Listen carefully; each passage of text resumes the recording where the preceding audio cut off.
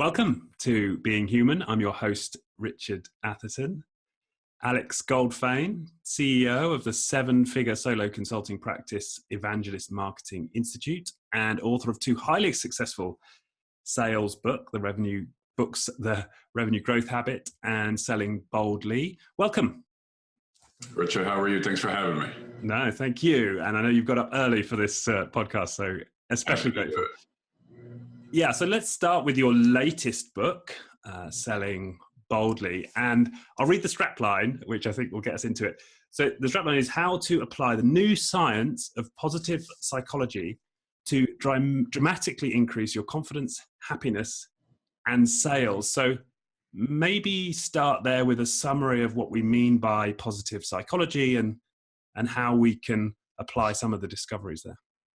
Well, positive psychology is the study of what makes us happy and successful, as opposed to the rest of psychology, which is the study of what makes us screwed up and anxious or depressed or, worse, psychoses and things like that. So in sales, because fear is the thing that rules us, fear is the thing that keeps us from picking up the phone and from asking for the business and from offering our customers other products and services, even though they would like to buy them from us, even though we would like to sell it to them, even though we'd be happy with the money. And so since fear governs our behavior as salespeople, I felt that positive psychology, which is about confidence, optimism, positivity, gratitude, boldness, was kind of, all those things are kind of the opposite of fear, and so it's about using those things to overcome the fear that we all feel in sales to sell a lot more quickly, which is what I do for clients. Right. And you started out there, you were a psychology major, is that right? And then you quit, so you've got some history with psychology. First coffee of the day, early morning. Yeah, I studied psychology. I was a pre-med psychology major in college. I went on to a doctoral program in psychology, which I quit promptly after 1 year. That wasn't for me. Just talking about that at dinner last night with some friends that I wasn't like the rest of the people that were in that program. So how are you different? Oh man.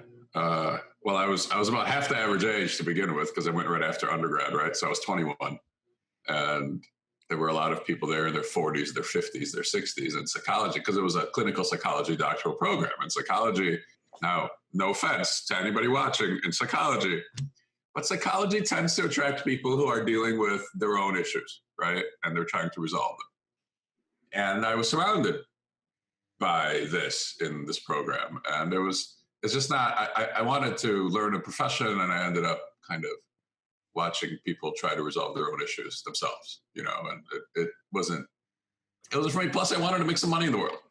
And psychology isn't the way, as it turns out. So that was that. So I started my first business. I've never had a job in my career. I've always been in business, and I started my first business in that program in the middle of that year. Okay. And what were you selling? Just computer training. Okay. I was teaching moms and dads and grandmas and grandpas how to use Microsoft Office and email and things. And I guess so you presumably that's where you got your start selling. You needed to sell those trainings.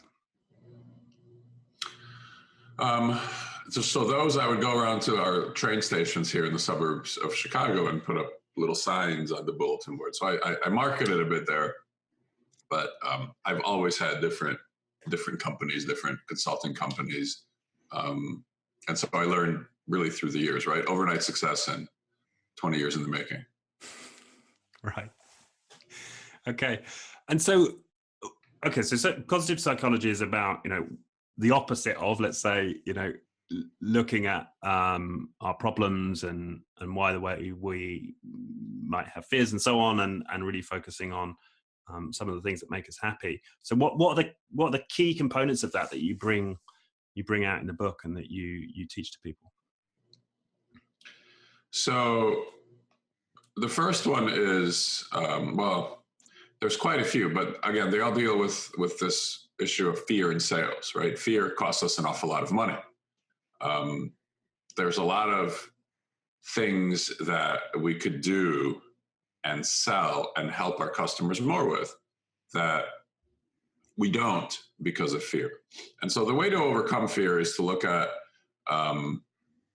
the fact that it exists and the fact that we have it, and then to identify what will happen if this fear comes true, because fear is the reason we don't do these things. So if this customer tells me no for this product, what will happen to me then? And so we won't die where we stand, right? If you tell me you don't want this extra thing of mine, I'm not going to immediately die. I will live. But in our heads, it happens so quickly and automatically that that's actually a possibility. Even though it's subconscious, it's actually a possibility that we might die. Also, we won't lose our house tomorrow if this customer tells us no. The children will still have milk to drink in the morning if this customer tells us no. And so really what happens is nothing. Nothing happens. Customer tells us no, nothing happens. Go on to the next one. No, thank you. I don't need this now. I'm good. But thanks for asking. You won't die from that. That's a nice thing. Plus, now they know that you can do this thing for them.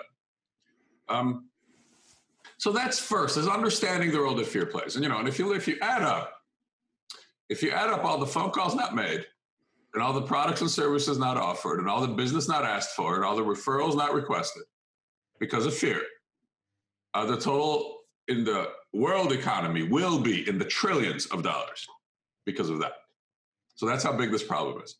I tried to look it up once, and I said, what is the cost of fear in sales or on our economy? And I Googled it because that's where you go when you need an answer to something like that. And I didn't find it. They didn't have it, right? Because who studies this? It's too big. But I did find two things. One, the cost of fantasy football on the economy. And that's $6 billion. $6 billion with a B annually. Then a couple lines below that was the cost of depression and anxiety. So now we're getting closer on our economy. And the cost of that was $250 billion with a B annually. Relatively small, and probably a little smaller than that actually is, but okay. And then the cost of fear, I think, would dwarf both of those numbers exponentially, right? It would make them infinitesimal. So the first thing is being aware. The second thing is, how do we make this shift in our minds from the default fearful position, which is pessimism, meekness, cynicism, and fear, to the opposite desired mindset, which is optimism, confidence, gratitude, boldness. And the first section of the book is about that, making that shift. Right. And where do we start with that, right? I mean, because there must be a lot of people thinking, what was interesting to me was just the idea that we could actually learn this. Like, we can learn to be optimistic. I always had an assumption when you have optimistic people in the world and you have pessimistic people. So, Martin Seligman is widely acknowledged, and I write about him in the book, is widely acknowledged as the father of positive psychology. And this book here, Learned Optimism, is his seminal work. And Seligman says, just as the title of the book says, literally, we can simply learn to be optimistic. And we can decide to be optimistic. We have a choice. It's up to us, which is pretty cool if you think about it, right? So who do you think outsells who? The optimistic salesperson or the pessimistic salesperson? Who would you rather buy from? Would you rather buy from the confident salesperson or the meek salesperson? The positive salesperson or the negative salesperson? Who does better? The happier salesperson or the unhappy salesperson? Positive one will always outsell the one on the other side. So first, you simply decide that you want to deal with this.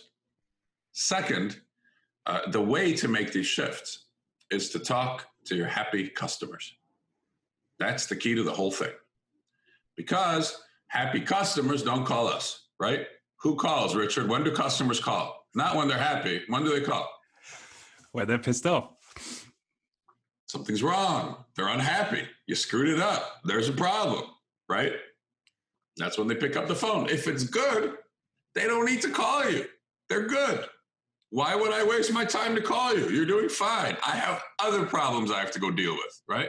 I have other suppliers. I got to deal with them. I got to call them. You're good. It's like when we go to the restaurant and they haven't brought us our drink in a while, the waiter or waitress. We call the manager over and we complain. But if the waiter or waitress is doing well, we do not call the manager over to compliment, right? We complain proactively, but we don't compliment as customers proactively. So we have to call happy customers and we have to talk to them and we have to ask them this question. What do you like best about working with us? What are some of your favorite things? And when you ask them, an amazing thing happens, they tell you. They tell you what they like. And when they tell you what they like, it's the truth. I like that you're always there for me. You actually pick up the phone. You return my calls. You save me time. You make me look good to my customers. You help me sleep at night. You bring me peace of mind. And then you dig into these things. These are all threads now. And you take a thread and you start pulling, right? You pull the thread. You dig into it. And you discuss why they like working with you rather than what's wrong and what the problems are. And when we know, when we marinate, what I tell my clients is we need to marinate your staff in this positivity. We need to marinate salespeople, customer service people, especially customer service people. They're only hearing from customers when they need to be serviced, when something's wrong, right? Tech support, only when it's broken, fix it. So when we show people how good they are, which they don't hear on a daily basis, they only hear from the ones who have problems. They say, oh my God, my customers actually like me. You mean they're not mad at me? Because what happens is we spend 100% of our time dealing with the 10% of the customers who are unhappy. They're the ones who call. 100% of our time on 10% of the customers who are unhappy. But the other 90% who are happy, they're quiet. They're not calling. They're good. We got to talk to them. And when we talk to them, they will tell us what they're happy about. And our brain does a flip in our heads. And it becomes aware of what we do well. And then we start to behave accordingly. Those are the two things. Know how good you are and then behave accordingly. So the way to know how good you are is talk to customers. The way to behave accordingly is boldly communicate with customers and prospects. Right.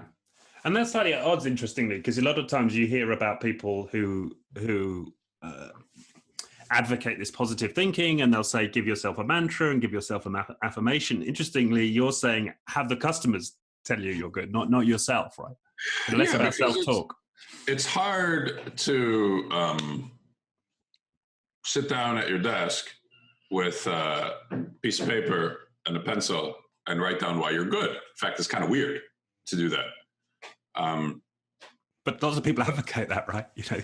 Oh, for sure. Yeah. But many people in my former chosen profession, right? Many psychologists will tell you, here's a workbook, write down why you're awesome. I think that's weird. I also think it's hard to do. And most importantly, I don't think lasting change can come from that. I think that behavior follows thinking. All right. I think this is like a rule of changing behavior. If you want to change adult behavior, you have to change how adults think first. And the way to change how we think, the easiest, because I'm looking for the easiest way. I'm not looking for all the ways. I'm looking for the way that will work most immediately and best. And so the easiest way and the fastest way is to have paying customers tell you what they love about you. Number one, we can't resist it. We can't say it's not true, right? It's not BS. They're not lying. They're paying us. And we're not paying them. They're paying us, and they're saying these things, right?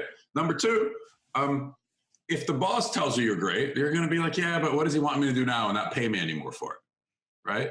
If I, the consultant, or you, Richard, tells them they're great, they'll be like, you're just a consultant, buddy. Go ahead. Go back to, for me, Chicago, for you, where you live. Where do you live? Where are you based? In London. In London proper? Yeah. Yeah, cool. But if the paying customer tells them they're great, you can't resist that, right? It's the truth. So number one, you can't resist it. Number two, there's a lot of them, right? We only have one brain. We can only write down what's great about ourselves so many times.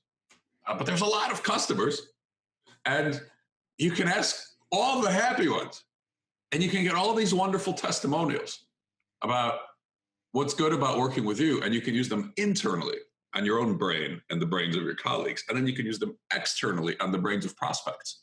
And you say to them, this is one of the behaving accordingly things. This is one of the sales actions that I teach people.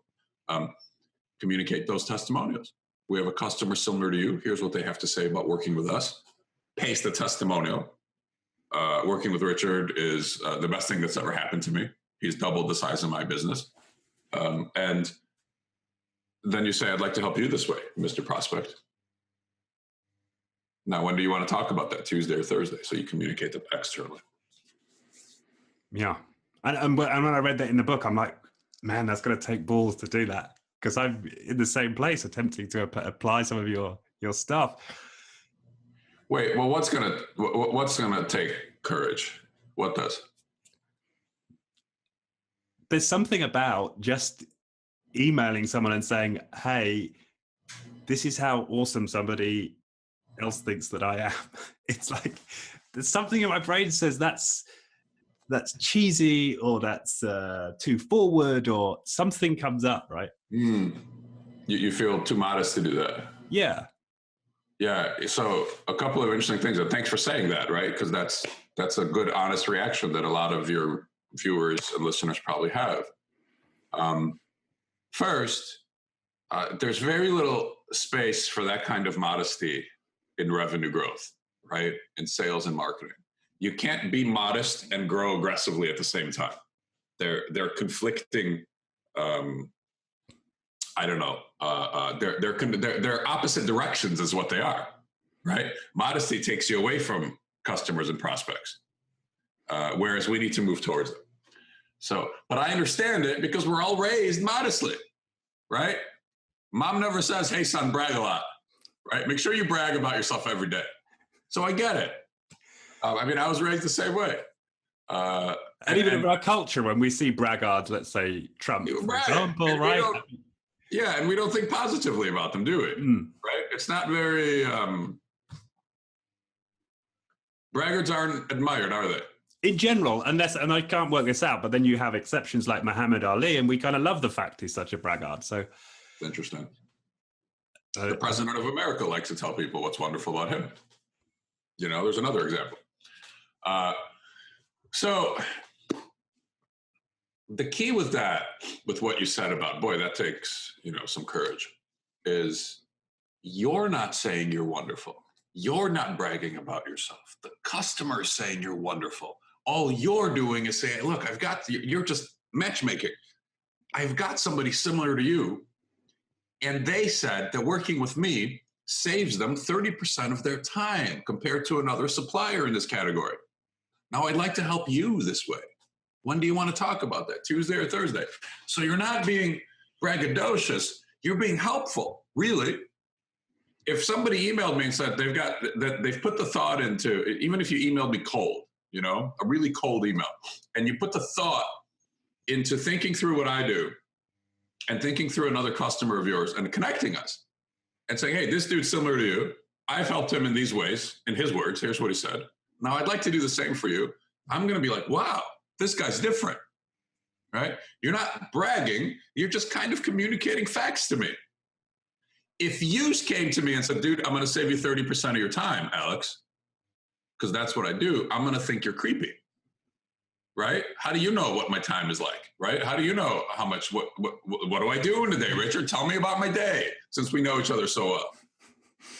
But you're not doing that. You're saying somebody like you has said that I've saved him, right, to my amazement, 30% of his time. And I'm going to be like, wow, I want that too. Do you see the difference? Yeah, it's like you're serving them by providing some information to them that they may be able to... A nugget, a morsel of a quotation. That's it. Right. So that's number one. So go out and ask other people why they think you're awesome. I think your line is, what's your favorite thing about working with me? That's your key hook, isn't it? Yeah, and I've actually done, so that part of it I've done and had some success. So people will say, yeah, I'll give you 10 minutes. And so that. In the book. Can you see that, Yes, Richard? yes. And for those listening, Alex is showing the Selling Boldly book. So in the book, there are entire scripts of how to have these calls that we're talking about here. And in fact, here is an entire phone call that's an actual testimonial call that I did with a client's customer that's transcribed. So there's scripts and questions and approaches.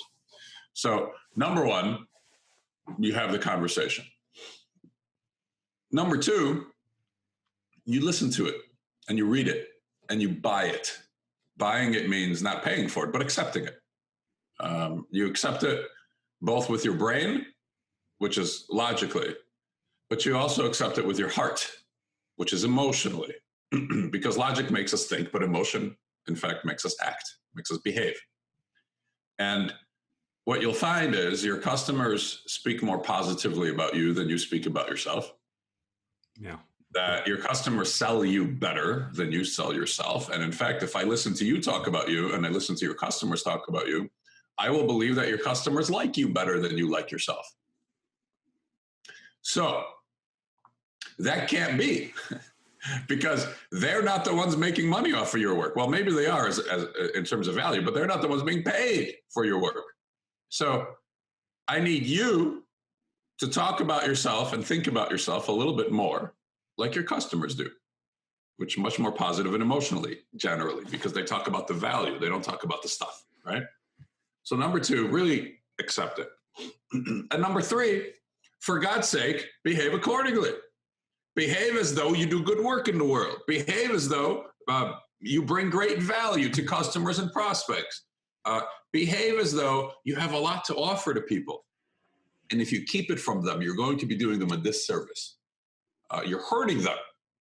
You're not only hurting yourself and your family, which you obviously are, you're hurting your customers and your prospects who want more of your help, who, as we sit here, are suffering through the competition right now. They're buying stuff from the competition right now that they could be buying from you. It's tragic, you know? It's awful. They would like to buy it from you. You would like to sell it to them, but none of that is possible because they don't know, because you don't tell them, because you're afraid of rejection. So stop that nonsense. Look at how good you are and go help people, for God's sake. They'll thank you with their money. Right. It's a very calm reaction to my excitement. I'm practicing one of your ideas. You're very. It was very British containment there. What I saw, it was very sort of measured and. Yeah, well, yeah, no, that's quite right. But it brings to mind this other idea in your book that silence is money. I mean, I just use silence there. I mean, I talk about silence in sales, right? But not in reacting to one of your great speeches. Yeah, no, I'm just kidding with it. No, okay. So that was me using silence. So you go out, you get these great testimonials, and I agree with what you say in the book there, where people will. I was surprised by how easy it is to get those. I found that very easy when you say to people, "Hey, can I take 10 minutes?" What did you think they were going to say? Maybe they were too busy, you know. Maybe there's some quiet fear in my mind that's like, well, they don't rate my work enough to want to get on the call with me to tell me how good they are. Who knows? But whatever, I had some reticence about doing it, and I got the time. And as you rightly point out, in most cases, I was pretty blown away by how positive they were about me, and to the point where it felt quite emotional. And I was like, you know, I could feel the sadness coming up. There's something in me that was, so it is like a form of therapy in a sense when I was sort of processing what came back, because it's like some of it took something emotionally to actually process and really take it on. Hopefully positive emotion. Well, negative emotion in a sense, because it's sadness. It's like, oh, I don't find this easy to take on. So there was some sadness, but out the other side of it, definitely some positive emotion. What are you sad about? They were telling you positive things. What were you sad about? I think there's something about this resistance in life to really hear that And I think it actually comes back to loss of perhaps of not having heard that in my childhood, or some deeper stuff around, interesting. There's this, to sort of accept the positive in the moment, I've got to, at some level, accept the absence of that in my past. So you're saying lots of important things. We are, in fact, because I've seen, I don't know, tens of thousands of people react to this kind of positive feedback that I obtain from my clients and their staff. And also what I do when I do speeches, I do a lot of speaking. In the talk, I will actually call a customer of one of the audience members cold, right? I say, who's got a texting relationship with a good customer who's happy? And let me talk to him for 10 minutes. I say that at the beginning of the talk, and a half hour later, we call them. And you see people react to it. In fact, it's easier for us to accept feedback on what can be improved than feedback on what we're doing well. And the reason for that is we hear the former all the time, right? People are always telling us what we can do better, but they don't tell us what we do well. And it was interesting to hear your reaction to that when your clients told you what they liked. I think if there's anything that I would like you to be sad about, it's the fact, if that's correct to say, it's the fact that you hadn't gone out and gotten these for years. And, but now you will. So let's convert the sadness into let's go, because this is the great work that I do. Let's go hear more about it, and then let's go behave accordingly. Let's go help more people. Yeah, and I think it's really certainly, I think one of the big areas of growth for me in life in general is this ability to detect feelings, feel them, process them, use them to my advantage, right? Positive and negative. Sorry, were you gonna? The other thing I was going to say that I loved from your book was this idea of imperfect communication. Can you say more about that? Well, I think quite often we wait to communicate the perfect thing instead of simply the thing. And that making it perfect is dysfunctional. And it keeps us from communicating with our customers and prospects. See, the key to selling more, the action key to selling more, because we've been discussing the mindset key, the action key to selling more is to communicate more with customers and prospects. The more that people hear from us, the more they buy from us. The less they hear from us, the less they buy from us. So the book, the meat and potatoes of the book is these communication. I think there's 10 or 12 actual communications that you can make with scripts and language and everything. And one of the things I say in setting up these actions is don't wait until it's perfect to communicate with customers and prospects. The product or service should be relatively close to perfect, but the communication doesn't need to be perfect. The communication only needs to be helpful. It doesn't need to be perfect. And often we perfect it and perfect it and perfect it, and we never make the communication, right? If you ever want to kill action, if you ever want to kill a communication, take it to a board meeting to discuss it. And you will find, 12 people, all with a different opinion, trying to inject their opinion into your communication. You'll never send it. So don't, when it's, I learned this from an old business coach, when it's 80% ready, go. Now, not the product, just the communication. When it's 80% ready, send it and move on. The last 20% is dysfunctional. Yeah, and I really get, and that's been really powerful over the last few days. I mean, I only read your book, a few days ago, but in some of my outreach with prospects and with clients, I found myself moving much more quickly, because I'm not trying, am I too casual? Am I offering enough value in this email? All these questions that might take me, 10 or 15 minutes fretting over the sentence structure, and actually just having your mantra in my mind, imperfect communication gave me a kind of level of permission to go out and communicate, which I hadn't experienced before.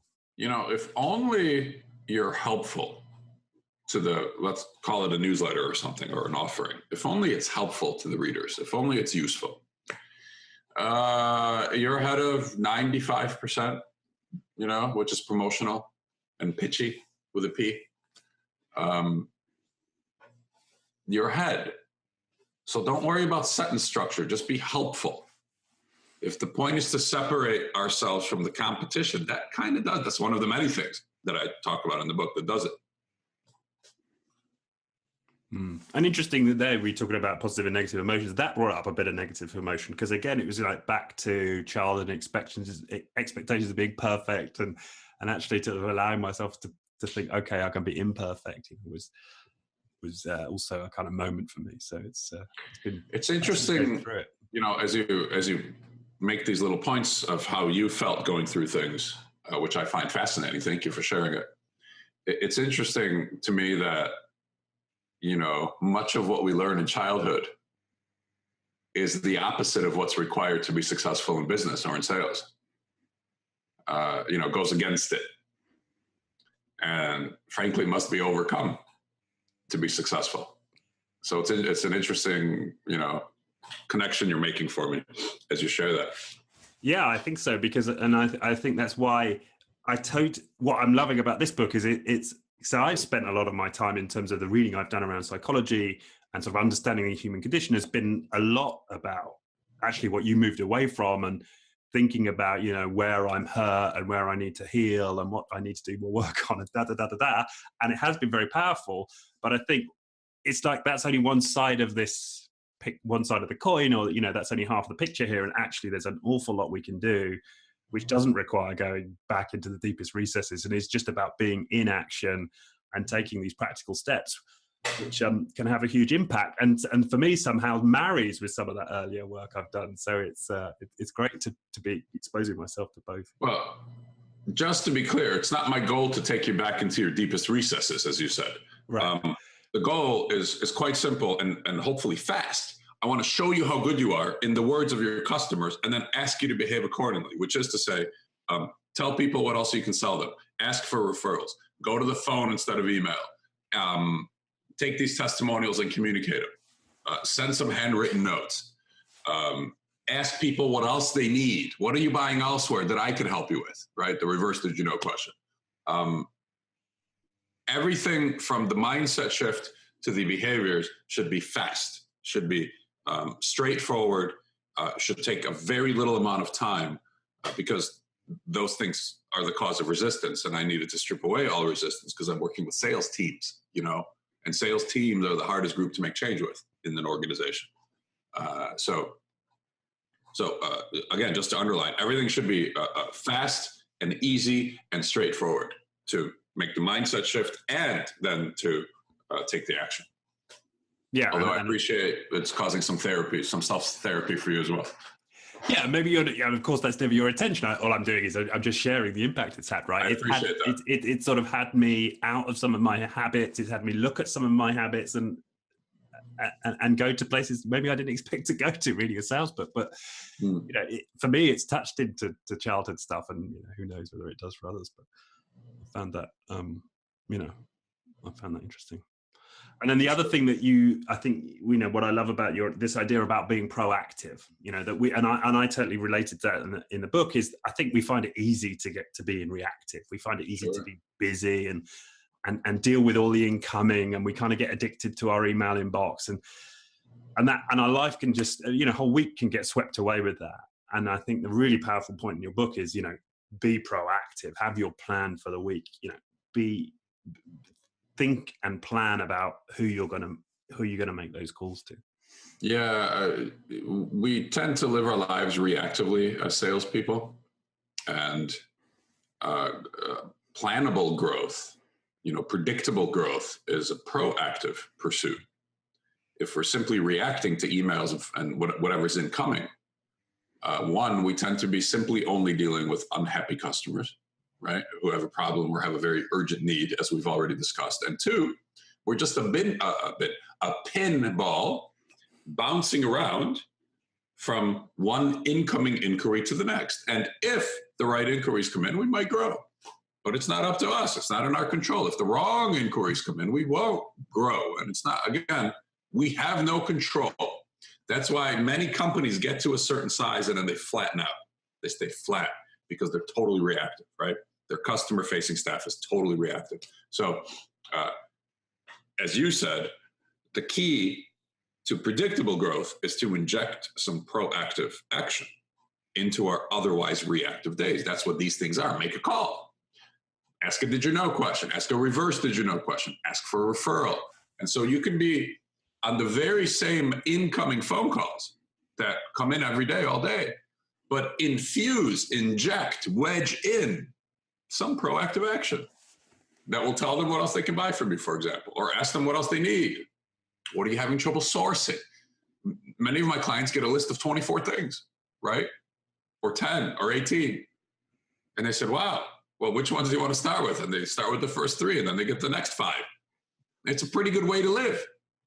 See, we're dealing with humans and we think they don't want us to call. We think everybody's calling. We think that everybody's there and everybody's present. And the truth is, nobody calls.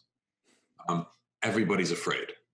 And when we call, we're the only ones, right? We're one of the only ones. I had a client say to me that there's a new president at a supplier of his, this big, this is a CEO of a $150 million company. And he said a new supplier started on, a new CEO started on my supplier and he called me on my cell phone.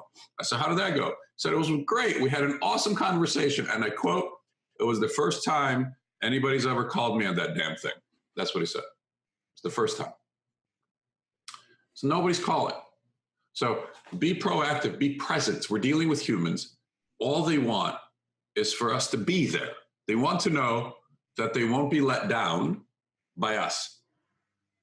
They want to know that we won't screw them up with their customers. Just as we're afraid, they're also afraid. They're just afraid about different things. They're afraid that we're going to make them look bad to their customers. We're going to screw them up. They're afraid that they'll be in trouble with their boss. They're afraid. Our deathly fear is we're going to be rejected and lose the customer. Their deathly fear is of being fired. They're also afraid. It's like when you're a kid and you're working up the courage to ask out somebody you want to ask out on a date. And you start to understand, you're really scared. The reason that you're not doing it is because you're terrified. Like most things in life. If you find yourself avoiding something, it's almost always because you're scared. And so somebody tells you miraculously, if you're lucky, that she's also afraid or he's also afraid. The other person is just as afraid as you are. And so know for yourself as you're selling that the other person is also afraid. Yeah, no, that's yeah. You never look at it that way. I suppose we're just so sort of myopic on our own fears, aren't we? We never take the time to look at their side. Because fear is a very internal, kind of consuming, selfish process. Self-centered is probably the best phrase of the few that I've used for it. And because we're consumed with our fear, we never become aware that everybody around us is also afraid, right? And the significant other or the potential significant other is just as afraid of perhaps not being asked or going out and asking themselves, and the customer is just as afraid of their own thing. And so they also put on their pants one leg at a time. They deal with the same things we deal with, just slightly different content in those fears. That's all. Yeah, no, that's powerful. And this correlates to the other point that you make, which I like, is about we control what you could control, right? So just focus on what you could control and stick with that. And that's also helped me in terms of, I can't control whether a buyer's going to buy or how many sales I'm going to make this month or whatever else it is, but I can control how many times I get on the phone today, right? Yeah. Yeah. That's why if you follow a sports team and you read about sports, you always hear athletes say, because they're trained this way properly, they're trained to, I only worry about what I can control. It's like the athletic cliche in any country, in any sport. I only worry about what I can control. I can't control if the coach is going to play me. or if I'm going to ride the bench. I can't control if I'm going to start or not. I can't control if I'm going to be traded. But I can control my mechanics on my swing, right? Or on my kick or on my pass. And I want you to control the things you can control. So like you said, I can pick up the phone and I can control that, but I can't control whether the other person is going to pick up the phone. I can control asking for a referral, but I can't control getting one. So keep account of your behaviors that you can control, track those, and then good things will happen. They always do.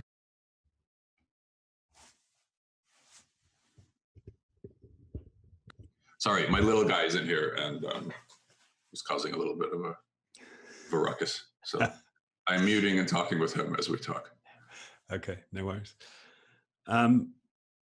What do you struggle with, Alex? Are there still areas of your salesmanship or sort of life in general where, if you were going to be honest, you're still working on? It's an interesting question, not one that I've put a lot of thought into. I'll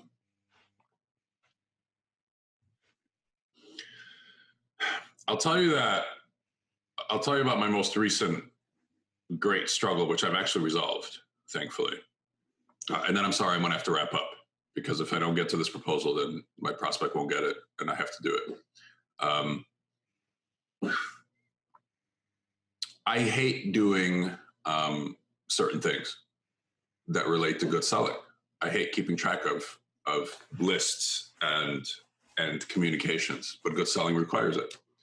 I hate writing down the dates and the actions and the results, even though good selling requires it. Even though I teach my clients' sales teams to do it and require that they do it with accountability and recognition and build in all kinds of systems. So what I did was I hired an assistant who works for me for 15 hours a week, who manages essentially that record keeping of the sales function. And it has allowed me, I think more than anything, to stop thinking about it. And because I knew I had to do it, but I wasn't doing it. And when I was doing it, I hated it. And then when I was hating it, and it was taking away time from other things that I really wanted to be doing, that I was better at, that I'm more suited to do. So if you can find a way to unload those things which bring you negativity, and have somebody good do them. I mean, there's people that are much better at those things. There's people built for that, and then there's people built for the things that you're good at. So let the people who are good at the things you hate do the things you hate, and then all kinds of goodness happens. So I think that was my last great challenge, and I hired her, and we've, she didn't instantly start to do these things. We had to go through a process, and she's been with me for about a year now. And it, as my business has really gone like that, that's really been a big part of it, because I've automated this process that wasn't happening and was causing me all kinds of negativity. And now it is happening, and I'm free to do the stuff that I'm good at. So that's been a big deal. But honestly, I had to reach for that to answer your question. I had to reach for it. And if I had time to sit here and think for a few minutes, I could probably come up with some more for you. No, that's great. And that's a great lesson for people. And I'm sure there are many people listening to this, and I'm sure if I spent a bit of time thinking about, there must be things on my to-do list I hate, and that with a bit of effort, I could work out a way in which somebody else could do that. In which I could just keeping the damn list. She keeps a good list for me. I have a terrible time keeping an updated list. There you go. And I think that's a fantastic piece of advice. Okay. Well, I know you're pressed. You need to go serve a customer or a prospect. So thank you so much for your time. I feel like it's great talking to you. I feel like that's been a fantastic distillation of your latest book. I really do. Thank you. Having read it, Thank you. I think that's awesome. And I have to tell you, I've done a lot of podcasts, and really recently I've done a lot of podcasts in promotion of this book. I don't know, maybe a dozen or a dozen and a half. And this was quite good. Your style of, as you said, I keep it open at the beginning. I think it was probably before the podcast actually started, when you and I were getting ready to start the conversation. You said, I just have a chat, you know. It was really, really good and different and better than most. Okay, I'm gonna write that down and start sending it to my next. Yeah. No, seriously. See, there you go. I'm resisting your compliment by turning it into a joke. No, you're not. You're accepting it. I'm gonna process that. Thank you, Alex. And yeah, again, wonderful to speak. And for people who want to get more of Alex Goldfayn, where's the best place to get more of your stuff? Well, you can go to my website, goldfayn.com, which is here on the book right there. For those listening, he's putting it out. So goldfayn.com, yeah. And you go to Amazon, buy yourself the book, or wherever you buy books. I think they're at the airports. You can go to bookstores. And goldfayn.com has stuff about me. And so the two things that I do really is I speak to audiences who can benefit from this kind of thing. I do a lot of that. And I consult. So I implement this for the companies of my clients. Brilliant. Okay. Thank you, Richard. I appreciate you having me. I'll leave you to your morning. Thank you. Cheers. Thank you. Bye.